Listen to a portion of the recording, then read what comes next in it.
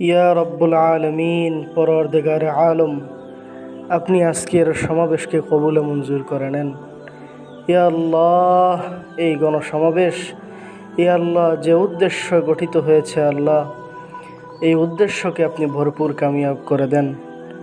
ইয়া রব্বুল আলমিন, ইয়া আল্লাহ, আপনি দেখতে পাচ্ছেন বাংলাদেশের মুসলিম ইয়া আল্লাহ ফিলিস্তিন যাইতে পারতেছে না। ইয়া আল্লাহ, তারা নিজেদের যত কিছু আছে, ইয়া আল্লাহ নিজেদের যা কিছু আছে সেই চেষ্টাটুকু তারা করে যাচ্ছে। ইয়া আল্লাহ, আপনি এই চেষ্টা বেফলে দিয়েন না। ইয়া আল্লাহ, আপনি এটা কবুলে মঞ্জুর করে নেন। ইয়া আল্লাহ, আপনি গাজার মুসলিমদেরকে, ইয়া আল্লাহ ফিলিস্তিনের মুসলিমদেরকে আপনি হেফাজত করেন।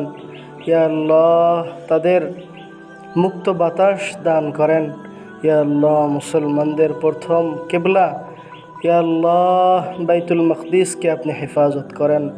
ইয়া আল্লাহ, আপনি তাদেরকে হেফাজত করেন। ইয়া আল্লাহ, যে ইহুদিরা ইয়া আল্লাহ বর্বর নির্যাতন চালাচ্ছে, ইয়া আল্লাহ মুসলিমদের জান নিয়ে সিনেমিনি খেলতেছে, ইয়া আল্লাহ তাদেরকে আপনি ধ্বংস করে দেন। ইয়া আল্লাহ, তাদের প্রতিটি চিহ্ন দুনিয়া থেকে মুছে ফেলেন।